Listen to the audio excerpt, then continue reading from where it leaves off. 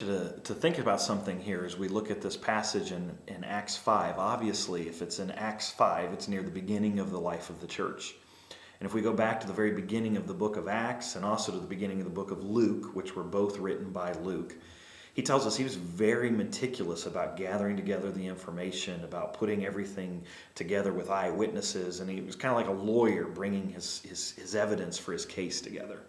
And yet we get to Acts 5 and there's a lot of things that are vague. We're just told it's a portion of land. We're not told how much land, where it was located, any indication whether it was valuable land or not, what the sum of the money would be, whether it would be great or small. We're also not told how much Annanias and Sapphira kept back. We're just told it's a portion. Was it the majority of it they gave and just held a little back? Was it most of it they kept and they only gave a little? We have no idea of the ratio or the proportions of their lie. We also see that even in the midst of the conversation, Peter has specifics before himself. He says to Sapphira, "Did you not hold back? Did you sell the land for such and such a price?" He obviously didn't say such and such in the conversation. Luke's keeping that information out for us because he doesn't want us to get distracted by those things. He wants us to see the big point here. A lie is a lie. It doesn't matter if it's considered just a little white lie of not much consequence or it's a giant lie that they gave. It's a lie. And the lie is so severe because we even see the audience that he's lying to.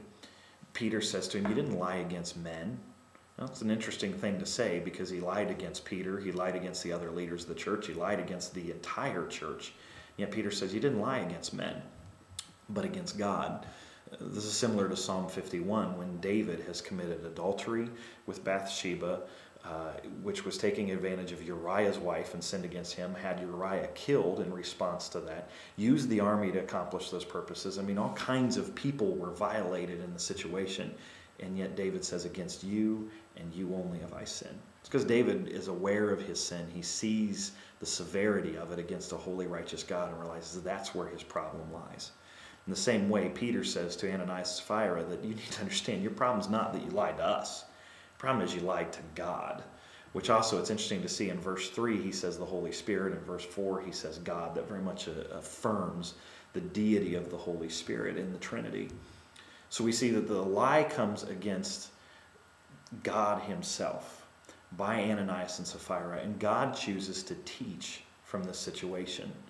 And the question becomes, who does he choose to teach? Well, it's pretty obvious. He's not choosing to teach Annanias and Sapphira. Lesson is too late to learn at that point. They die and then are immediately before God. So they're not the intended audience. Instead, the account in Acts goes on to tell us there's kind of two other intended audiences by this. One would be the church. Verse 11, "And great fear came over the whole church."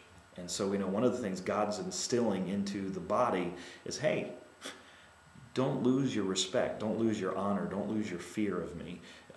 Keep those things intact. But we also see there's also another place where it happens. In verse 13, "None of the rest dared to associate with them.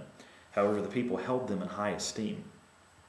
A fear of the Lord fell even upon the non-believers in such a way that they said, this isn't really something to play with. We don't want to kind of be rubbing shoulders with this, because if that happened to Annanias and Sapphira, it could happen to me as well. And so great fear even fell over the non-believers.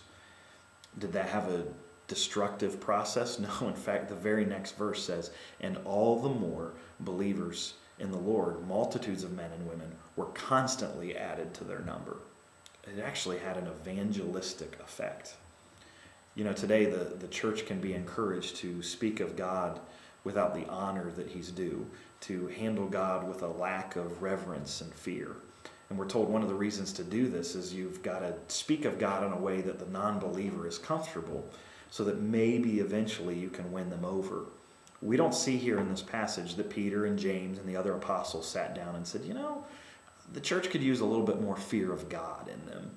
No, we actually see God taking the initiative, and when he sees Annanias and Sapphira sin, he's teaching a lesson to the whole church and the non-believers as well of don't forget who I am and give me the honor that I'm due.